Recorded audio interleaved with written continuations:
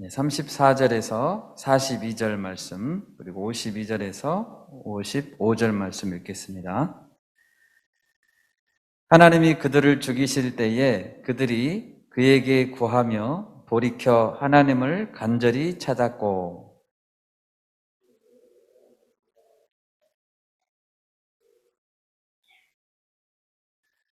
그러나 그들이 입으로 그에게 아첨하며 자기 혀로 그에게 거짓을 말하였으니,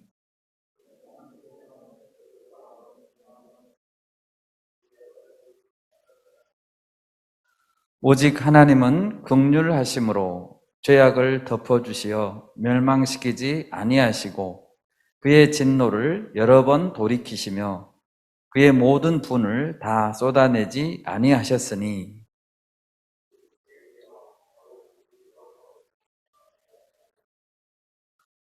그들이 광야에서 그에게 반항하며 사막에서 그를 슬프시게 함이 몇 번인가.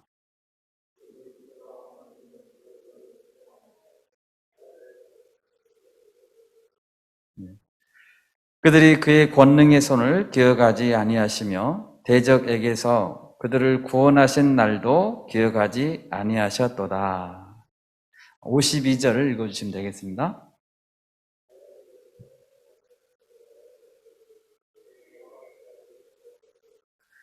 그들을 안전히 인도하시리니 그들은 두려움이 없었으나 그들의 원수는 바다에 빠졌도다.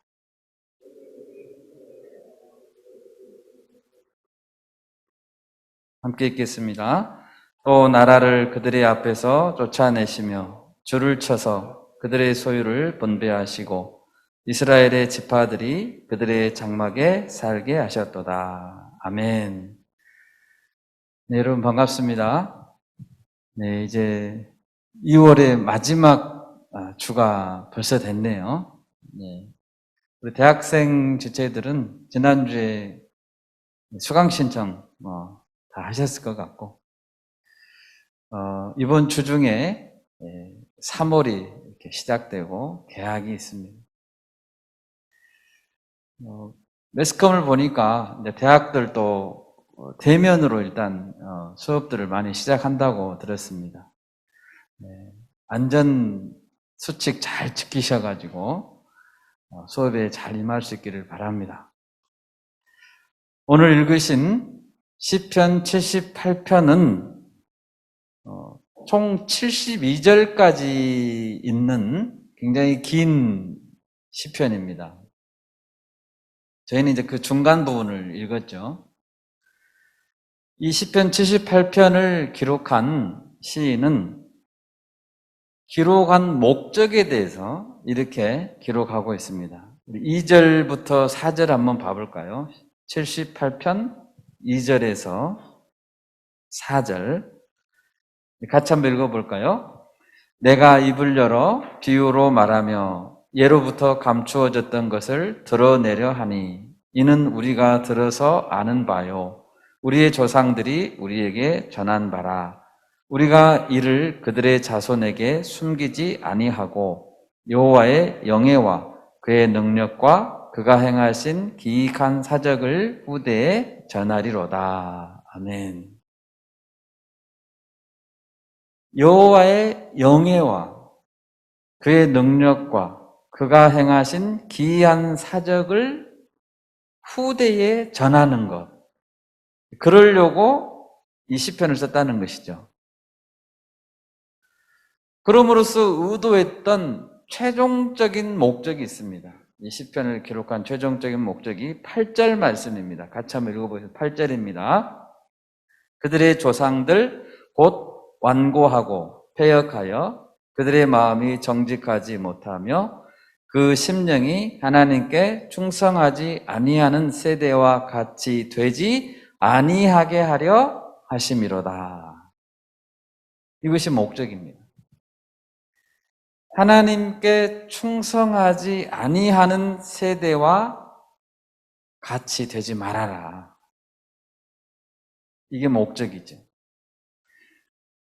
이스라엘 민족의 조상들, 이 시편을 기록할 때 당시에 그 조상들은 하나님을 믿지 못하고 거역했다는 것입니다.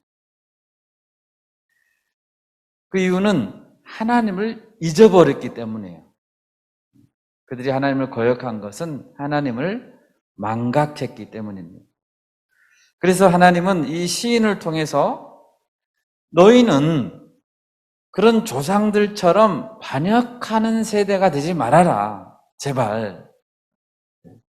이렇게 교훈하시려고 시편을 기록했다는 것입니다. 여러분, 세상을 바라보면 지금은 어떤 세대라고 말합니까? 사람들은 어떤 것을 기준으로 세대를 평가하죠? 시간을 기준으로 해서 밀레니얼 세대다 이렇게 말하기도 하고, 또 X, Y, Z, G 해가지고 알파벳으로 나누면서 그 시대마다 특징 있는 문화들, 그리고 그 세대의 개성들을 가지고 세대를 부르기도 합니다. 그런데 성경은 이 세대를 바라볼 때 하나님께 충성했는가 아니면 충성하지 않았는가로 평가합니다. 예수님도 공생애를 살아갈 당시에 그 세대에 대해서 이렇게 말씀하신 적이 있습니다. 이 음란하고 죄 많은 세대야, 이렇게 말했고요. 또 믿음이 없는 세대, 이렇게 말하기도 하셨습니다. 여러분, 이 시대는 하나님께 충성하는 세대입니까? 아니면 거역하는 세대입니까? 하나님은 출애굽을 막 마치고 시내산 앞에 도착한 자들에게 신명기에서 이렇게 말했습니다. 신명기 6장 4절에서 9절 말씀, 자막을 같이 읽겠습니다. 이스라엘아 들으라. 우리 하나님 여호와는 오직 유일한 여호와이시니 너는 마음을 다하고 뜻을 다하고 힘을 다하여 네 하나님 여호와를 사랑하라. 오늘 내가 네게 명하는 이 말씀을 너는 마음에 새기고 네 자녀에게 부지런히 가르치며 집에 앉았을 때에든지 길을 갈 때에든지 누워있을 때에든지 일어날 때에든지 이 말씀을 강론할 것이며 너는 또 그것을 내 손목에 매어 기호를 삼으며 내 미간에 붙여 표로 삼고 또 내 집 문설주와 바깥 문에 기록할지니라. 아멘. 이것이 하나님을 사랑하는 자녀의 도리라는 것입니다. 이 말씀에서 자녀에게 부지런히 가르치라 이렇게 말했습니다. 그리고 그보다 앞서 이 말씀을 너의 마음에 새겨라 라고 말하고 있습니다. 자녀에게 가르치기 전에 먼저 자신을 가르쳐야 된다는 것이죠. 너 자신을 가르치고 자녀에게도 가르쳐라고 하셨습니다. 여러분, 오늘 시편 말씀에서 하나님은 시인을 통해서 정말 간절한 마음으로 우리에게 가르치고 계십니다. 그리고 이것을 너희 다음 세대에도 가르쳐라고 명령하십니다. 이 말씀에 귀를 기울여야 되겠죠? 네. 귀를 기울여야 합니다. 그리고 나는 정말 하나님께 충성하고 있는가? 그런 세대인가? 돌아보는 시간이 되기를 바랍니다. 오늘 말씀에서 첫 번째로 하나님의 긍휼하심을 기억하라 라고 말하고 있습니다. 긍휼하심. 34절을 보십시오. 하나님이 그들을 죽이실 때에 그들이 그에게 구하며 돌이켜 하나님을 간절히 찾았고, 하나님이 그들을 죽이셨다고 했고요. 그때 그들이 하나님을 찾았다, 회개했다는 뜻이죠. 하나님은 왜 그들을 죽이고자 하셨을까요? 앞절을 보면은 나와 있습니다. 30절과 31절 같이 한번 읽겠습니다. 그러나 그들이 그들의 욕심을 버리지 아니하여 그들의 먹을 것이 아직 그들의 입에 있을 때에 하나님이 그들에게 노염을 나타내사 그들 중 강한 자를 죽이시며 이스라엘의 청년들을 쳐 엎드려 뜨리셨도다. 아멘. 무슨 이유에선가 하나님께서 그들을 입에 먹을 것이 있을 때 죽이셨다는 것입니다. 이 내용을 이해하려면 우리는 이스라엘 민족의 광야 생활 중에 어떤 일이 있었는지 살펴보아야 합니다. 이스라엘 백성들이 출애굽을 한 이후에 40년간 광야 생활을 합니다. 그런데 갑자기 고기가 먹고 싶어졌습니다. 매일 만나를 먹으니까 실증이 나고 고기가 먹고 싶어졌던 모양입니다. 여러분 그럴 수 있죠. 예. 우리도 가끔 정말 고기 먹고 싶을 때 있잖아요. 예. 먹고 싶다는 것은 잘못이 아닙니다. 먹고 싶을 수 있어요.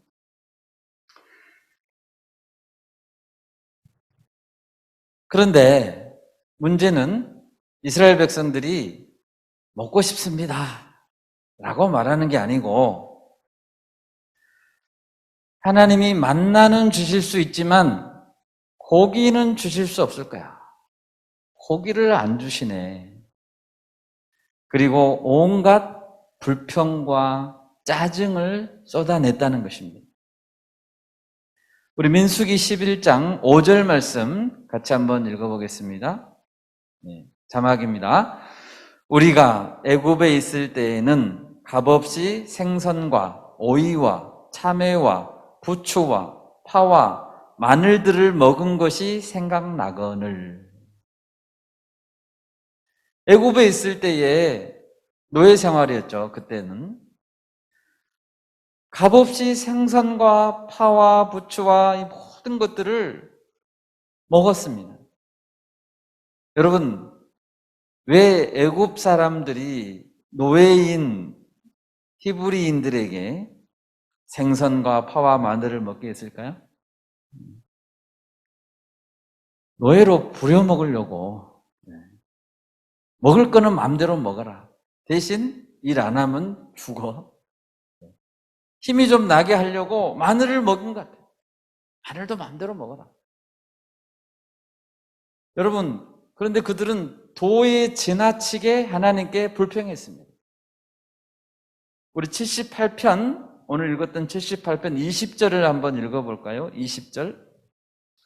보라, 그가 반석을 쳐서 물을 내시니 시내가 넘쳤으나 그가 능히 떡도 주시며 자기 백성을 위하여 고기도 예비하시랴 하였도다.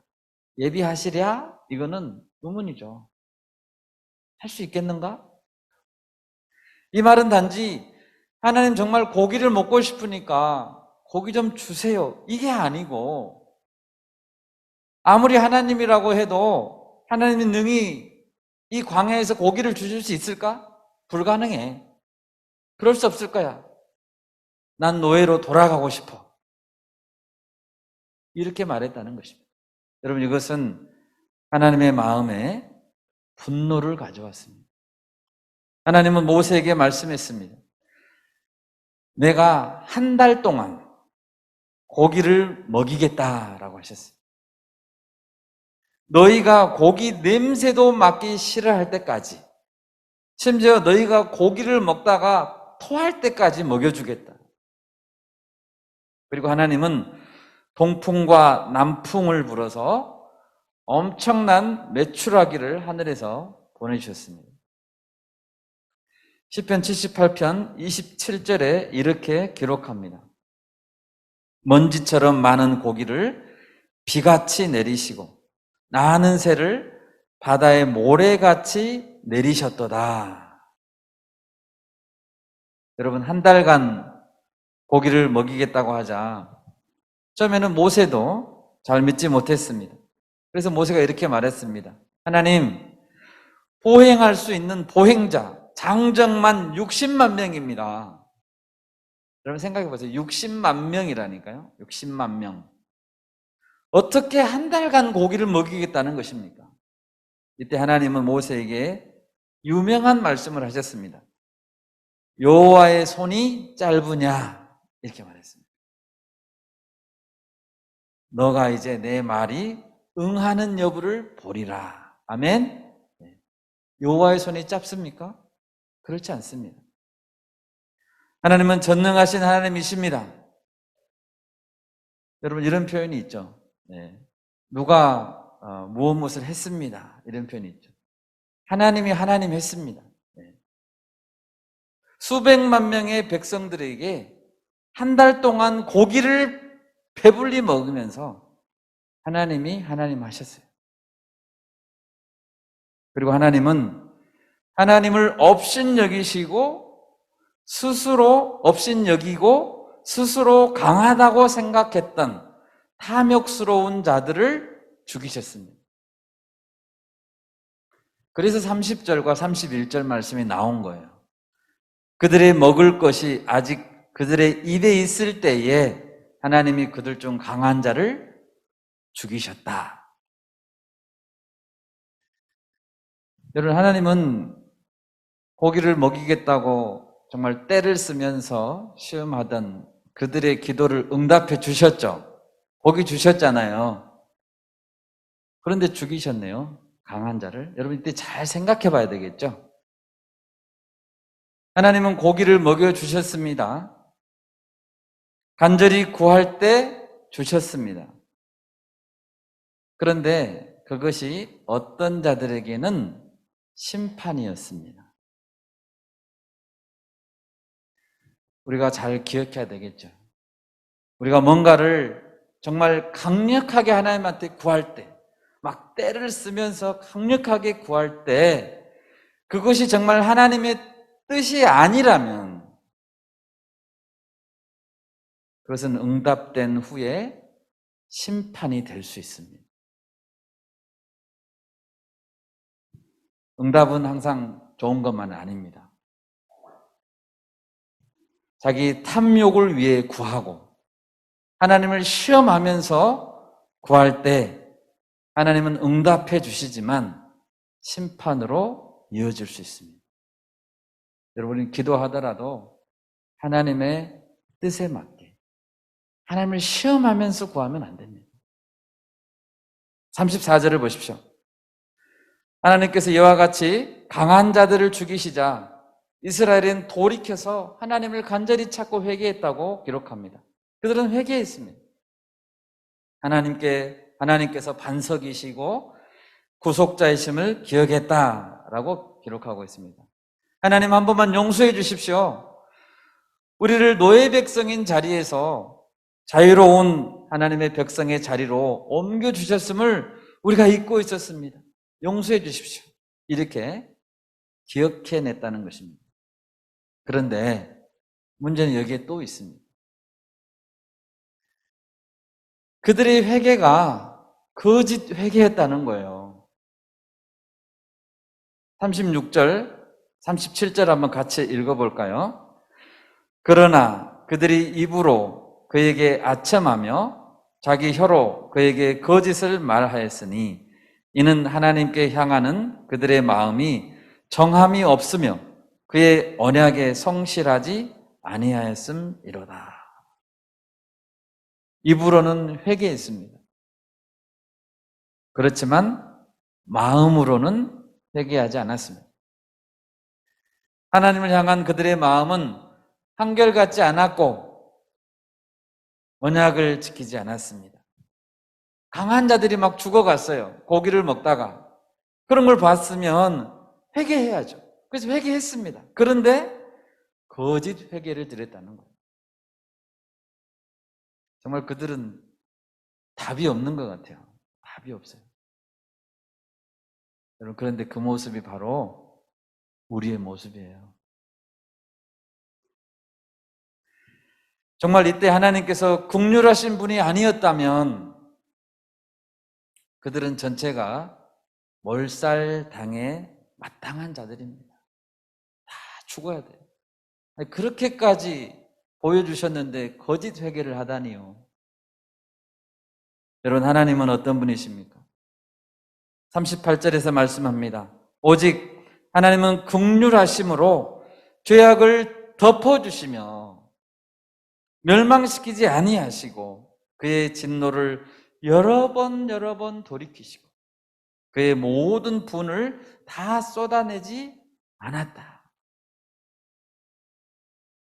하나님은 죄를 드러내기보다는 가려주십니다. 감사하죠. 마치 범죄한 아담과 하와에게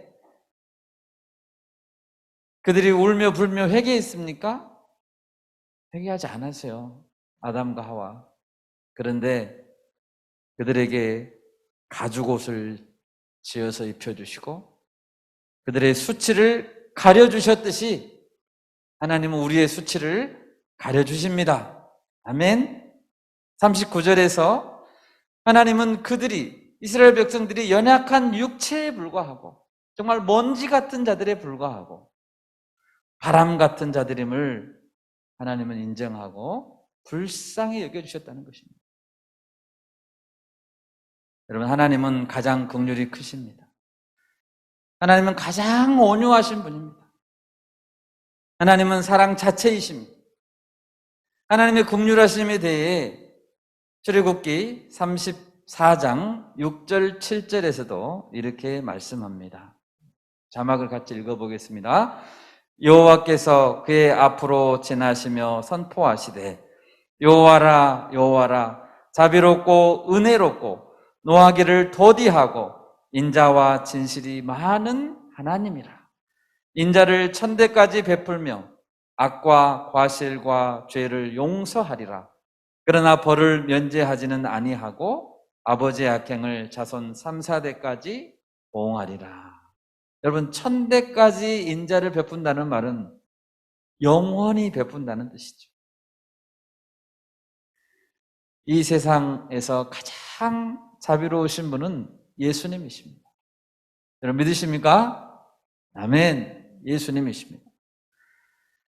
우리도 주변에 그런 자들이 많죠. 철면피 같이 정말 누가 봐도 너무너무 뻔뻔한 사람, 자기밖에 모르는 사람, 그런 사람이 있습니다. 정말 용서하기가 힘들죠. 용서하기. 그런데 예수님은 그런 자를 용서할 뿐만 아니라 그를 대신하여 십자가에서 죽으셨습니다. 여러분, 이보다 더 큰 사랑이 있을까요?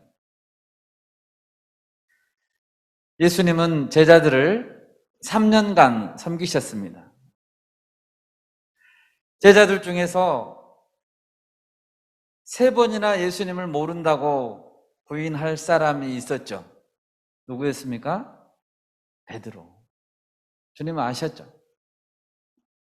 이미 제자로 발탁할 때부터 알고 있었어요.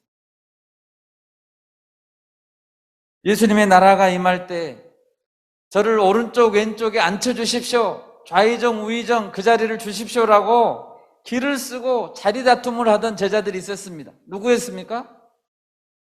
야고보와 요한입니다. 그들은 십자가에 관심이 없고 높은 자리에 관심이 있었습니다. 넘버 2, 넘버 3가 아니고 자기가 넘버 1이 되고자 12명 중에서 길을 썼습니다. 뿐만 아니라 제자들 중에는 은전 30개를 받고 스승을 팔아 넘길 자도 있었습니다. 누구입니까? 가룟 유다입니다. 제자들 중에 가장 중요한 돈꾀를 맡고 있었습니다. 가룟 유다는 재정 담당, 그 자가 가룟 유다였습니다. 배반할 사람을 수제자로 세우면 되겠습니까? 여러분, 배반할 줄 아는 사람을 수제자로 세우시겠어요? 누가 더 크냐 자리 다툼하던 자들을 핵심 그룹에 세우시겠습니까? 뻔히 도둑질할 것을 알면서도 자기를 팔아넘길 줄 알면서도 요직에 앉혀, 주시겠습니까? 그러나 예수님은 그런 자들을 다 중요한 자리에 맡겨주시고 3년간 섬겨주셨습니다. 마지막 최후의 만찬 때까지도 제자들 중 누구도 가룟 유다가 배신하려고 했던 것을 몰랐습니다. 상상도 못했습니다. 왜 못했을까요? 예수님이 너무도 똑같이 사랑했기 때문입니다. 다른 제자들이 아무도 눈치채지 못하게 가룟 유다만 눈치챌 수 있도록 회개할 수 있는 기회를 여러 번 주셨습니다. 그리고 최후의 만찬을 드신 후에 12명의 발을 일일이 씻어주셨습니다. 수건을 들으시고 쪼그려 앉으셔서 12명의 발을 다 씻어주셨습니다. 가룟 유다의 차례가 왔습니다. 예수님께서는 가룟 유다가 예수님께 자신이 씻어주신 깨끗한 발을 가지고 밖으로 나가서 자신을 팔아 넘길 줄 알고 있었습니다.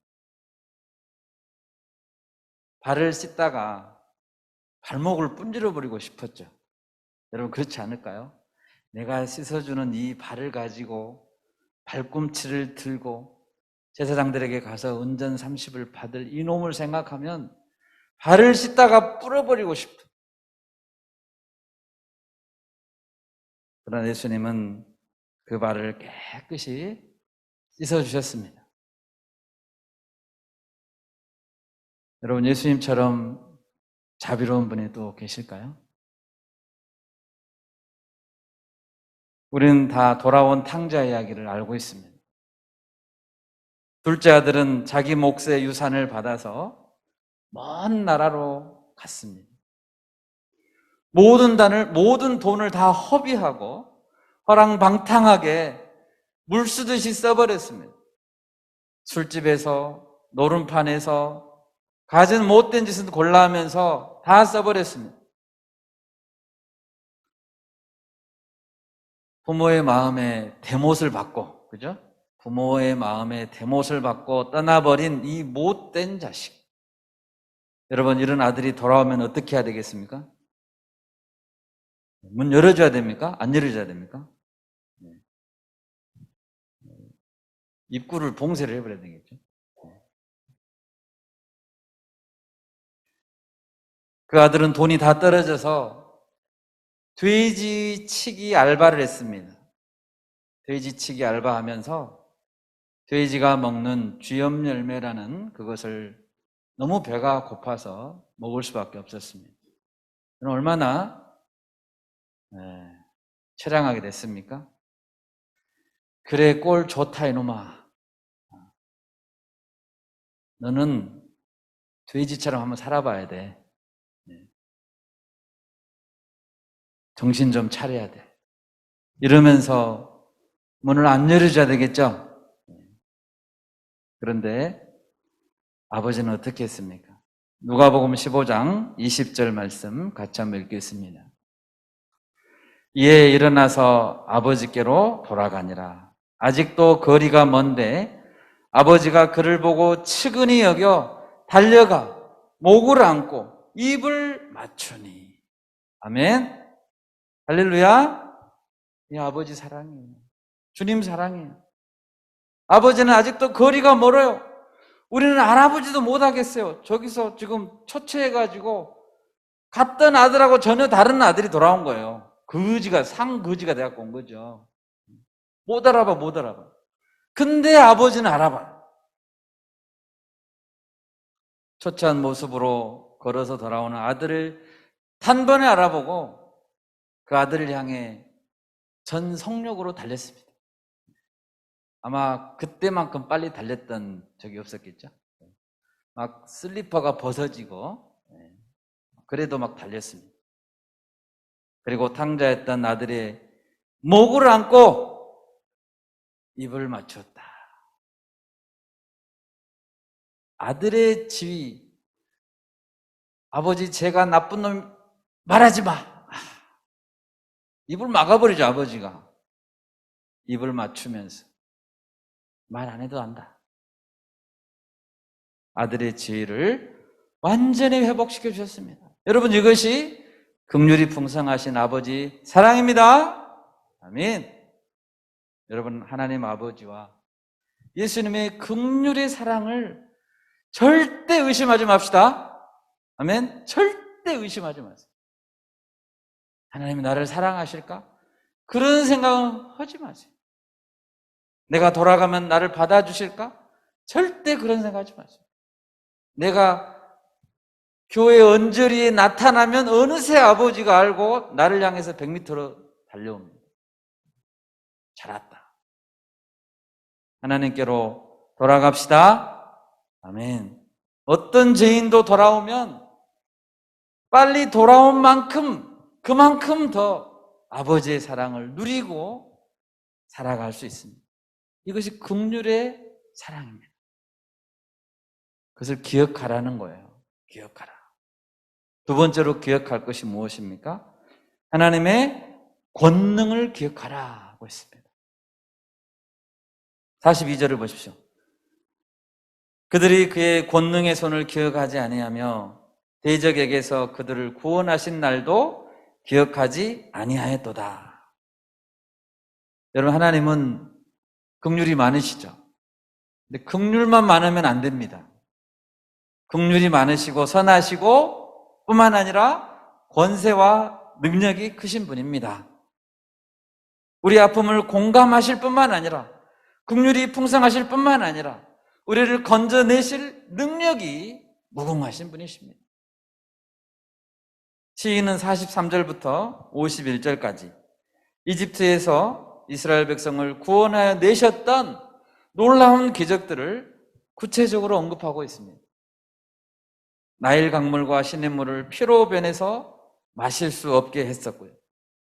파리떼를 보내서 물게 하셨고, 개구리를 보내셨고, 황충과 메뚜기를 보내 모든 농작물을 없애버렸고, 우박과 서리로 밭의 소산물을 없앴고, 또 번개불을 치고 우박을 통해서 가축을 죽였습니다. 전염병으로 애굽 사람을 쳤습니다. 그리고 마지막에는 장자를 죽였습니다. 이런 재앙들을 통해서 이집트가 섬기는 어떠한 신들도, 이집트에 많은 신들이 있었거든요. 그들이 섬기는 어떤 신들도 하나님 앞에 무력한 존재라는 것을 증명해 내셨습니다. 하나님의 권능은 이스라엘 백성들이 직접 보았습니다. 여러분, 10가지 재앙을 할 때 이스라엘 백성들이 두 눈 똑똑히 봤죠. 다 보고 경험한 것들이에요. 이 권능의 손을. 여러분, 애굽 사람들 마음속에 정말 두려움을 심기 위해서 이스라엘 백성들이 한 일이 있나요? 이스라엘 백성들이 뭐 했습니까? 10가지 재앙을 하나님 내리실 때 이스라엘 백성들은 뭐 했어요? 한 거 없습니다.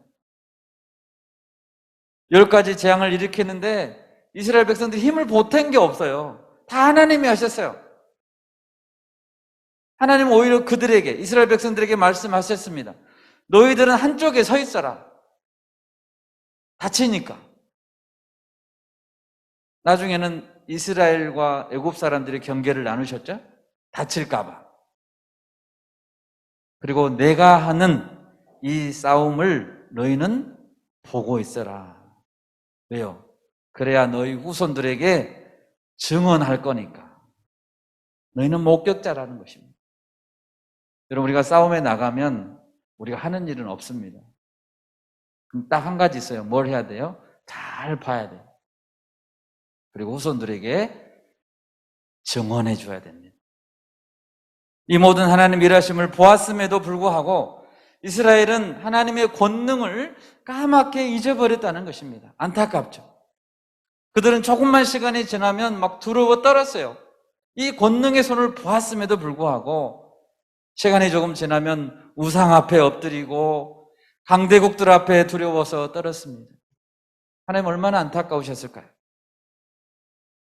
시편 78편 9절에서 에브라임 자손은 무기를 갖추며 활을 가졌으나 전쟁의 날에 물러갔도다. 에브라임 자손은 이스라엘 자손의 대표격인 지파입니다. 그들은 무기를 갖추었고 활도 가지고 있었습니다. 그러나 전쟁이 일어나자 겁을 내고 도망갔다는 거예요. 무기가 있다니까요. 활도 있어요. 한 발도 안 쏘고 놓고 가버려. 좋은 무기, 활을 가지면 뭐합니까? 다 놔두고 도망가는데.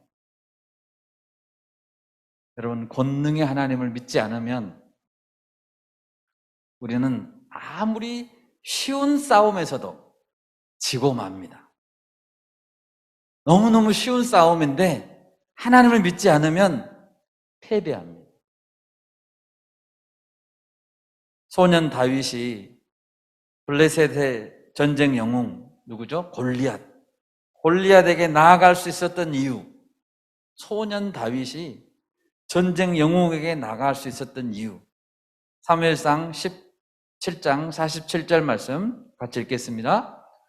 또 여호와의 구원하심이 칼과 창에 있지 아니함을 이 무리에게 알게 하리라.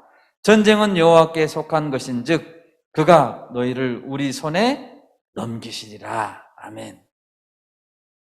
소년 다윗이 이야기했던 거예요. 얼마나 믿음이 좋아요.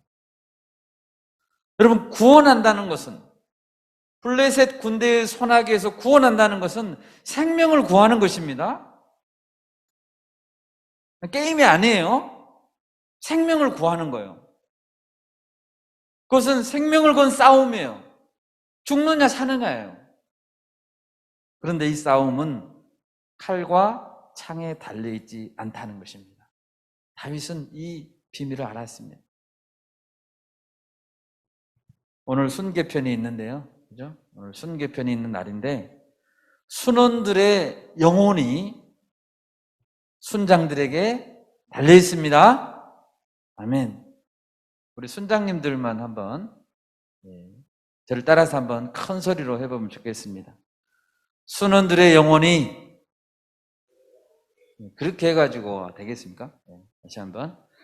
순원들의 영혼이 내 손에 달려 있습니다. 아멘. 여러분, 생명을 구원하는 구원이라는 말, 그것은 생명을 구하는 것이라니까요. 목숨을 건 싸움이에요. 전쟁은 여호와께 속한 것입니다. 믿습니까? 아멘. 여러분, 출애굽 때 이집트에서 탈출한 이스라엘 백성들이 이제 떠나가고 있습니다. 떠나가자 파라오가 정신이 번쩍 들고 군대를 보냈습니다. 추격하기 시작했습니다. 이집트의 정예 병거와 기병들이 막 추격했습니다. 그런데 정예 병거와 기병이 홍해에 빠지면 힘을 쓸 수 있을까요?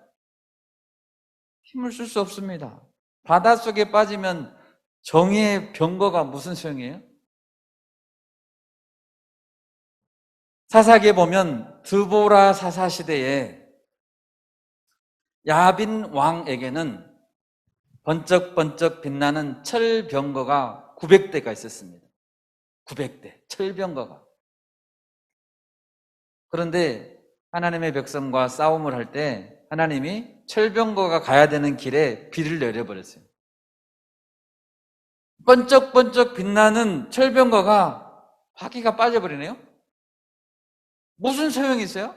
진흙탕에 가지를 못해요, 철병거가. 하나님이 싸우시면 최첨단 무기가 아무 소용이 없습니다. 기드온 용사 아시죠? 기드온이 300명을 데리고 싸웠던 미디안의 그 군사들은 몇 명이었습니까? 자, 300명과 몇 명과 싸웠습니까? 13만 5천 명과 싸웠습니다. 그런데 기드온 300용사에게 무기가 있었을까요? 무기가 없었습니다. 13만 5천 명과 싸우는데 300명의 손에 무기가 없어요. 뭘 들고 나갔습니까? 횃불과 항아리와 나팔을 들고 나갔습니다. 무기는 어디 있었어요? 그들의 손에 있었어요. 적군들의 손에. 그럼 이게 하나님이 싸우는 방법이에요. 히스기야 왕 때 아시리아 제국의 군사가 예루살렘을 포위했습니다.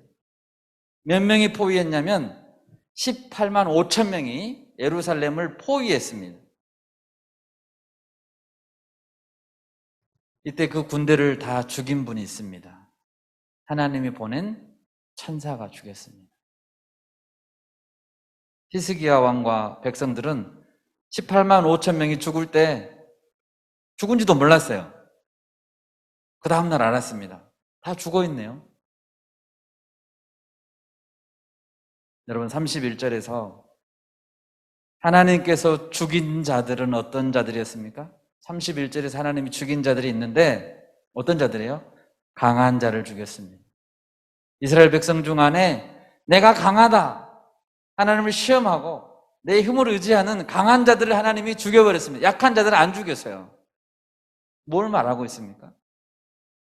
하나님을 대적하고 시험하고 내 힘을 의지하는 강한 자들은 하나님이 사용하지 않습니다. 하나님은 스펙이 좋은 자 사용하지 않아요. 하나님을 의지하지 않고 스펙이 좋은 자, 자격증이 여러 개 있는 사람, 뛰어난 사람, 하나님 사용하지 않습니다. 스스로 강하다고 생각하고 나는 건강하다고 생각하는 자들은 하나님 필요하지 않습니다. 어떤 자들을 사용하십니까? 약하지만 겸손하게 권능의 하나님을 인정하는 자를 하나님이 사용하신 줄 믿습니다. 아멘. 우리 그런 자가 돼야 돼요. 우리가 권세와 능력의 하나님을 기억하라는 거예요. 오늘 말씀에서. 세 번째로 우리는 뭘 기억해야 됩니까? 하나님의 인도하심을 기억해야 됩니다. 52절을 보십시오. 그가 자기 백성은 양같이 인도하여 내시고 광야에서 양떼같이 지도하셨도다. 하나님은 백성을 인도하실 때 양들을 인도하시는 것처럼 인도하셨다라고 합니다. 예수님 요한복음에서 이렇게 말씀하셨죠. 나는 선한 목자라 그렇게 말씀하셨죠. 예수님 목자이고 우리는 그분의 양입니다. 그럼 예수님 우리 인도하실 때, 목자로서 인도하실 때 어떻게 인도하신다는 뜻인가요? 거기에 첫 번째는 양을 한 마리도 잃어버리지 않고 인도하는 것입니다. 예수님은 누가복음 15장 4절에서 말씀하셨습니다. 같이 한번 읽어보겠습니다. 너희 중에 어떤 사람이 양 100마리가 있는데 그 중에 하나를 잃으면 99마리를 들에 두고 그 잃은 것을 찾아내기까지 찾아다니지 아니하겠느냐. 예수님은 언제까지 찾아다니신다고요? 찾아내기까지 기필코 찾으신다는 거예요. 예수님이 이렇게도 말씀하신 적이 있습니다. 나를 보내신 이의 뜻, 하나님의 뜻이죠. 나를 보내신 이의 뜻은 내게 주신 자 중에 내가 하나도 잃어버리지 아니하고 마지막 날에 다시 살리는 것이다 라고 했습니다. 여러분, 예수님이 한번 너는 내 양이야 라고 말씀하신 자는 절대 잃어버리지 않습니다. 기어이 찾으십니다. 혹시 우리 가운데 요즘에 내가 연약해가지고 길을 잃은 것 같다 이런 분 계십니까? 요즘에 특히 내가 길을 잃은 것 같아. 여러분 걱정하지 마세요. 목자 되신 예수님께서 반드시 찾아내실 것입니다. 여러분 믿으십시오. 아멘. 길을 잃은 것 같으면 더 나아가지 마시고 눈을 감고 주님께 기도하시기 바랍니다. 주님은 목자이셔서 내 이름을 아시고 내 이름을 부르신다고 했는데 내 이름을 지금 부르고 계십니까? 우리가 부르고 있는데 귀를 막고 있는지도 몰라요. 주님의 세미한 음성, 내 이름을 부르시는 그 음성을 여러분 들을 수 있기를 바랍니다. 예수님은 심지어 자기 목숨과 예수님의 목숨과 내 목숨을 바꾸는 한이 있어도 우리를 기어이 찾으십니다. 십자가 사랑입니다. 자기 목숨을 내어주고 우리를 찾으신답니다. 두 번째로 목자 되신 예수님 어떻게 인도하십니까? 부족함이 없이 인도하신다라고 했습니다. 부족함이 없이. 여러분, 다윗은 왕이 되기 전에 도망자였습니다. 사울 왕의 미움을 받고 늘 암살자들에게 쫓기면서 살았습니다. 암살자들이. 그야말로 사망의 음침한 골짜기 가운데 머물러야 했습니다. 눈만 뜨면 오늘은 어떤 원수가 나를, 어떤 암살자가 나를 죽이러 올까? 매일매일 원수의 위협과 마주한다고 생각해 보세요. 그럼 얼마나 불안하고 얼마나 초조하고 정말 그렇습니까? 그렇지만 다윗은 이때 목자 대신 하나님을 붙들었습니다. 목자 대신. 우리 시편 23편 1절 2절을 같이 한번 읽겠습니다. 여호와는 나의 목자시니 내게 부족함이 없으리로다. 그가 나를 푸른 풀밭에 누이시며 쉴 만한 물가로 인도하시는도다. 아멘. 이 뒤에 더 읽다 보면 그가 나를 사망의 음침한 골짜기 가운데서 나를 지키신다 라고 고백합니다. 사망의 음침한 골짜기 가운데 있어도 나의 목자시니 내게 부족함이 없으리로다 라고 고백합니다. 예수님은 한 번은 성전에 큰 소리로 성전에 서서 외쳤습니다. 누구든지 목마르거든 내게로 와서 마시라. 여러분, 목마르신 분 계십니까? 예수님께로 오시면 됩니다. 수고하고 무거운 짐진 자들아 다 내게로 오라. 내가 너희를 쉬게 하리라. 여러분에게 무거운 짐들이 있으십니까? 혼자는 절대로 벗어버릴 수 없습니다. 예수님께로만 와야 합니다. 예수님이 대신 져주셔야 그 짐을 벗을 수 있습니다. 세 번째로 예수님은 어떻게 목자로서 인도하십니까? 성소의 영역으로 인도하신다고 되어 있습니다. 54절이죠. 그들을 그의 성소의 영역, 곧 그의 오른손으로 만드신 산으로 인도하셨다. 여러분, 아무리 중간의 여정이 화려하고 좋았지만 그 마지막 종착지가 정말 쓰레기 더미와 같은 곳으로 내가 인도함 받았다면 여러분, 그 길을 누가 가겠습니까? 중간에 가는 길은 너무 멋있어요. 화려해요. 그런데 마지막 종착지는 쓰레기장이에요. 그것이 바로 세상이 안내하는 길입니다. 그런 길로 가시면 안 돼요. 그러나 우리가 지금 걷고 있는 이 길은 지금은 비록 좁은 길이지만 마지막이 보장된 여정인 줄 믿습니다. 아멘. 그곳이 어디예요? 성소의 영역이라는 거예요. 여러분, 성소가 무엇입니까? 거룩한 곳이죠. 하나님이 계신 곳. 그곳은 직접 하나님께서 오른손으로 만드신 곳이다. 최상의 장소이다라고 말합니다. 그곳에는 성도 한 사람 한 사람에게 주시기 위해서 줄을 쳐가지고 여러분 각자에게 주기 위해서 줄을 쳐서 소유를 분배해 주신 상급이 있다고 말하고 있습니다. 다윗은 시편 16편에서 하나님께 주실 산업을 기대하며 이렇게 찬양했습니다. 같이 읽겠습니다. 여호와는 나의 산업과 나의 잔의 소득이시니 나의 분깃을 지키시나이다. 내게 줄로 재어준 구역은 아름다운 곳에 있으며 나의 기업이 실로 아름답도다. 우리가 갈 곳입니다. 여호와께서 나의 산업과 나의 잔의 소득이시다. 예수님이 여러분 거예요. 나의 분깃을 꽉 지키고 계세요. 절대 누구에게 주지 않습니다. 너에게 주려고 내가 지켰다. 여러분, 우리가 함께 걸어갈 목표는, 목적지는 예수님께서 함께 거하실 장소임을 믿습니다. 아멘. 그곳으로 우리를 인도하십니다. 이제 말씀을 마치겠습니다. 여러분, 하나님을 우리가 망각하면 하나님과 우리 사이는 멀어질 수밖에 없습니다.